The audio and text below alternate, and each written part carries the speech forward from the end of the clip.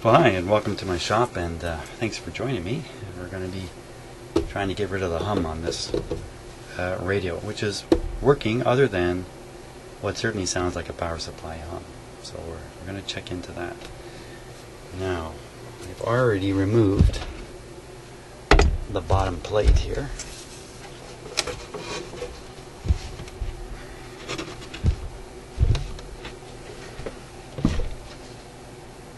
Okay, and of course what I'm immediately suspicious about is the power supply, and I think I got a glimpse of a new power supply capacitor someone previous to me has installed. I don't see it here now. Oh, there it is. Okay, wait a sec here.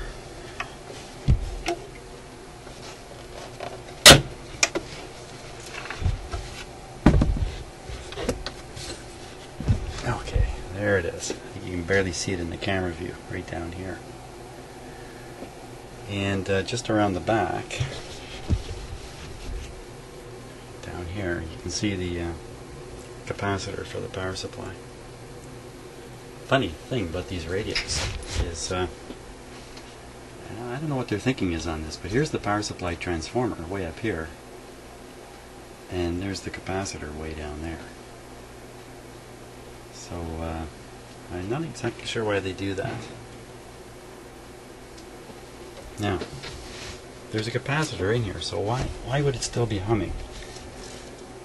It's a 47 microfarad, 450 volt capacitor. You know, there's only one of them here, and these are usually two-section capacitors. Can't see any words on it here, but I suspect they're just around behind. Let's see. Oh yeah. So, okay, looking in a mirror. 10, 70. Looks like 50 plus 50 microfarads. So it's two 50s.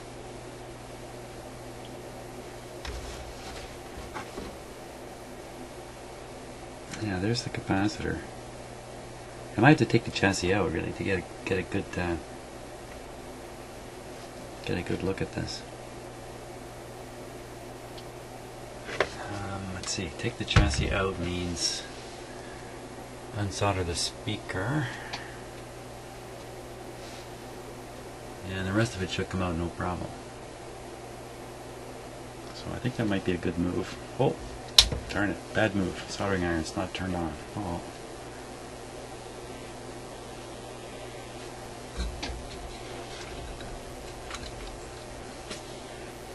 Well, I can swing the radio out of the chassis with the wires on. But the area I want to get at is going to be hard to... It'll be swung and still sticking inside the radio cabinet here. Yeah, so I'll have to remove those wires, but I got to take some screws off here first. Now, I've already taken some of the screws out of the bottom too. I was hoping, in the end, unnecessarily, because there's a plate.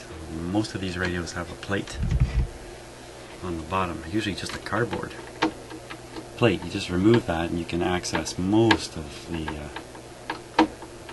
what's in the radio.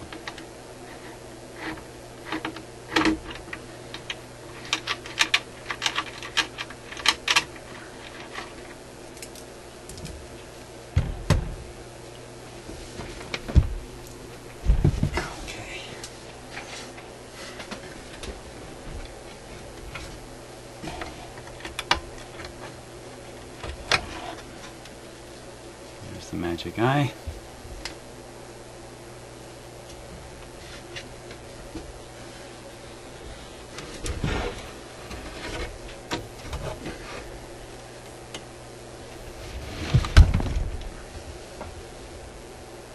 But I have to get in at this end. And it's still constrained by these wires.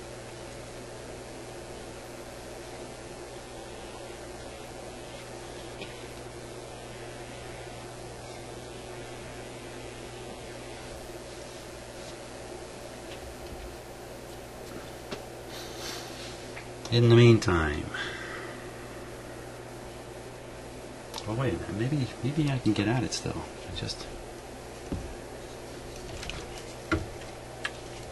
rotate this. Yeah, that's pretty good.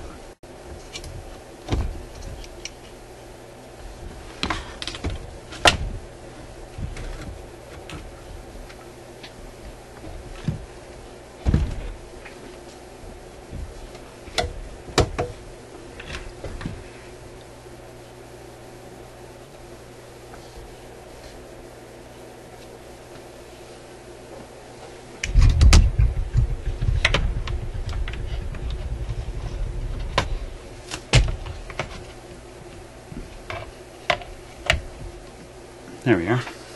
Okay. Let's take a closer look at the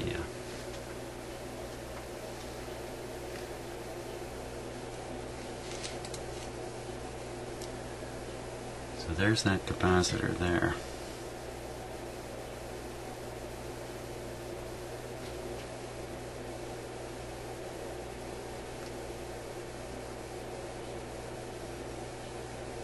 Okay, two terminals. You can see the capacitor goes to that one. This next one. Unless there's another capacitor in here that I haven't spotted. I sure don't think that's the case.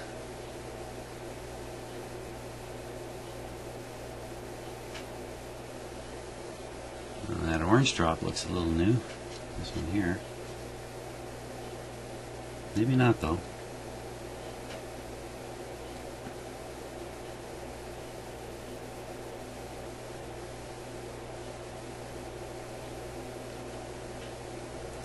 Seems to be in good shape. Most of the components don't look very aged. Okay, so I think it's a simple matter of just sticking another capacitor in and hooking it up to this terminal here. I think this is going to be easy. So let's give that a go. I don't even have to disconnect the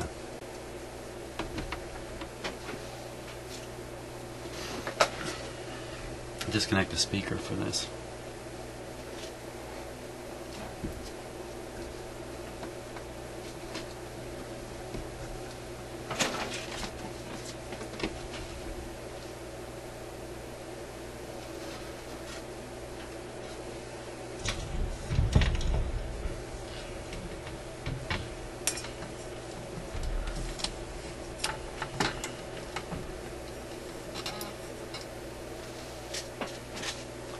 Just 1 second here. Get my cameras arranged a little better. Soldering iron should be good and hot now.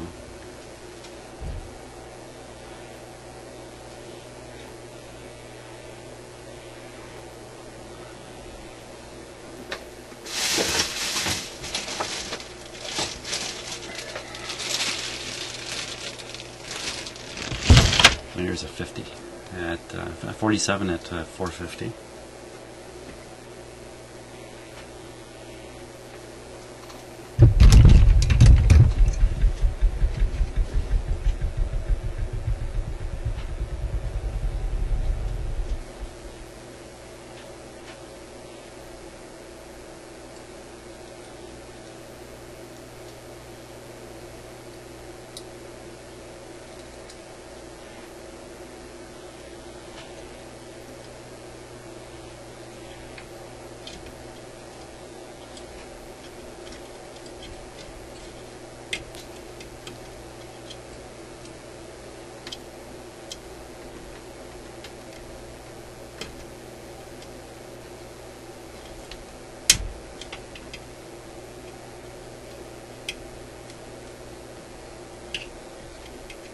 Now, I haven't been shooting any videos for the last couple of days because, frankly, the weather has been fantastic here, and it's been a long winter and a cold spring.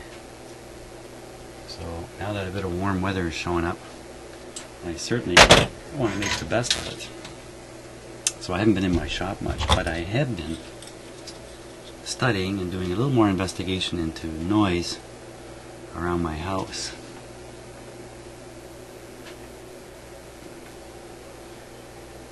And I've learned a pile of stuff. More about radios than anything. But what happens if you stick a overpowering signal into the front end of a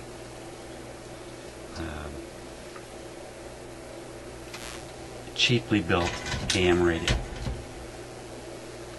And that's what I've been looking into, because that's what I think is going on after all the research I've done. But I've got some noise signals here in my shop and in my house that are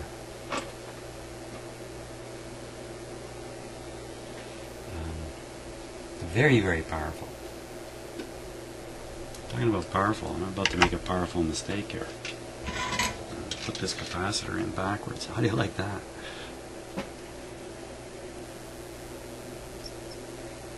Might not be the best move, so let's fix that.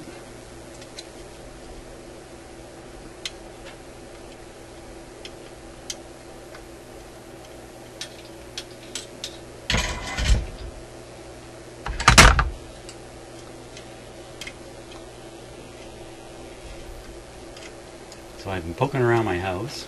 There, this is walking around with an AM radio, shortwave radio, FM radio, all kinds of stuff, and making good use of another radio I have that has a spectrum analyzer, a functionality to it. And what I've discovered a couple things here. I'm not sure of them yet, so I don't really want to post any videos or anything like that. But here's what it seems like. It seems like the situation's not always the same to begin with. But over time, things seem to change. So I'd be chasing a particularly strong interfering signal, and half an hour later I'd go to continue the search after an interruption, and I couldn't find that signal. And then different signals were present. So that's one thing. Things don't seem to be completely stable in the world of spurious signals around my house.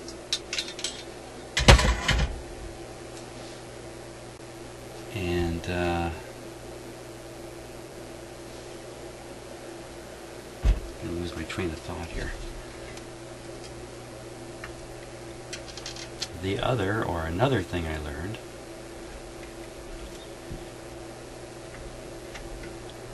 is that these powerful signals are originating below the AM band, but not by far.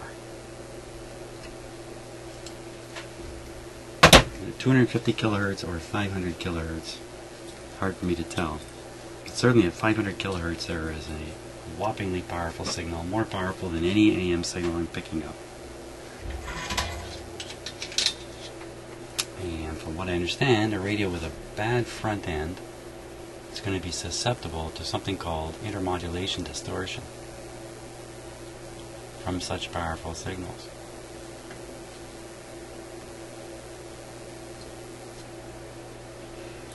So what in my house is producing a 500 kilohertz signal? And as far as I've gotten so far, it's either a UPS sitting in my shop behind me, hooked up to 2 car batteries, or it's a modem or modems. In my house, I have a telephone modem right behind me, or it's a Wi-Fi.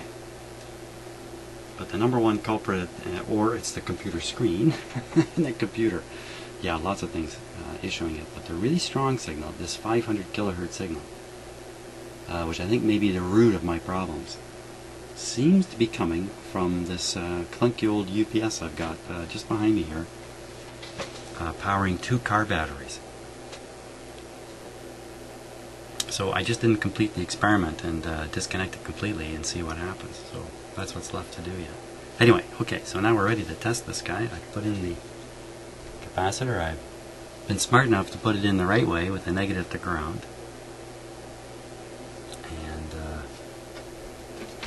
think we'll just pop this radio back in the cabinet and turn it on. See what happens.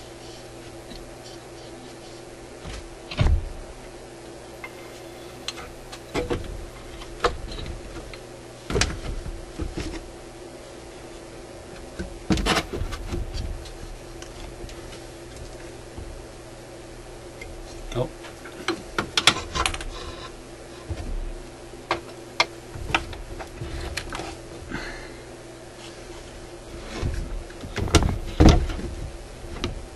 There we go. Okay.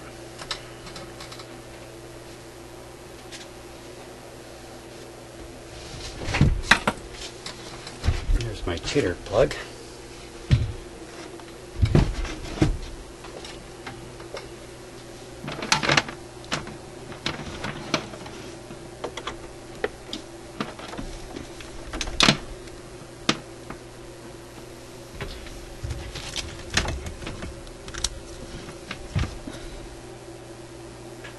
Okay, there's no external antenna on this.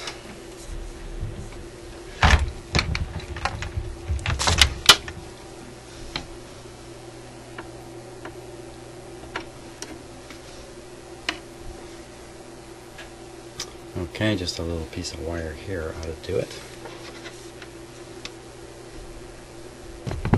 Just put that there. Okay, now I think we're almost set here.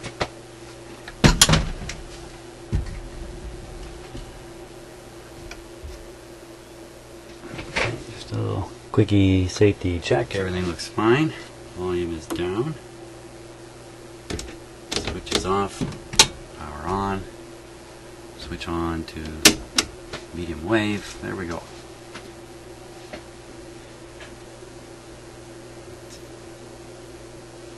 All starting up normal.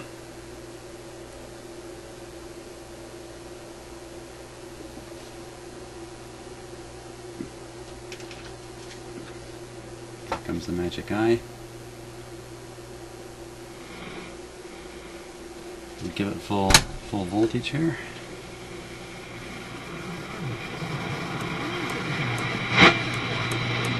This is no zeroing of the volume.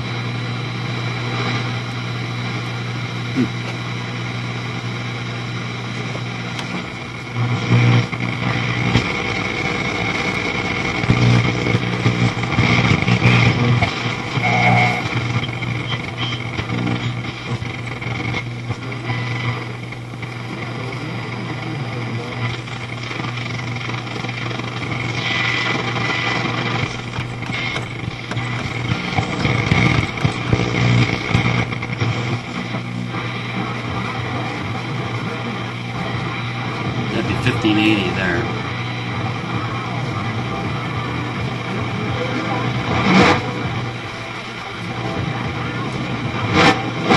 Can't zero the volume. Okay.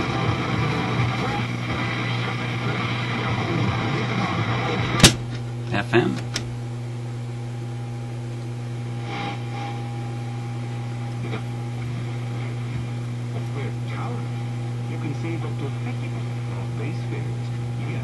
Yeah, it's still humming. Fails with certain conditions, but only until Thursday. Yes, it's a short promotion with towering savings, but only available till Thursday. The long and the short of it. Hurry to Porter, flying.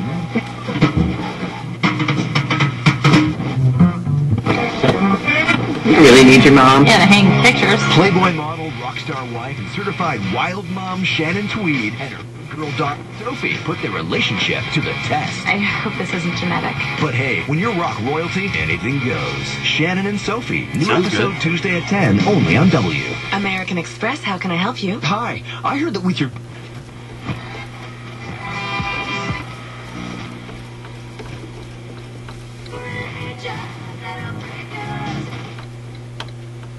Can't leave any music on for any length of time or I'll get a copyright hit, potentially. Dial's a little out, but It's still humming. Hum, hum, hum, hum.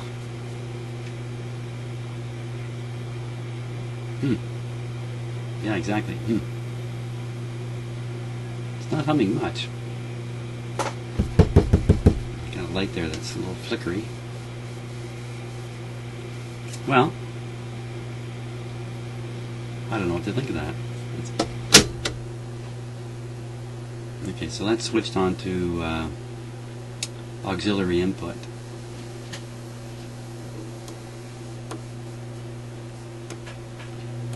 It's definitely the radio, because when I turn the tone up, you can hear it more.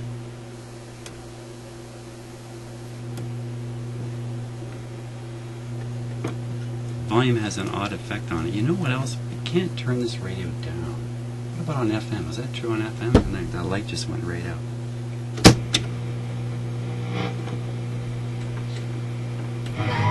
Yeah, see, that's zero volume. Well, maybe the hum and the volume is a related thing. Okay. Well, that's what we got to deal with. A little more hum and deal with this volume control problem. So, well, thanks for watching this first step of hunting down and eliminating the hum on this radio. Thanks a lot.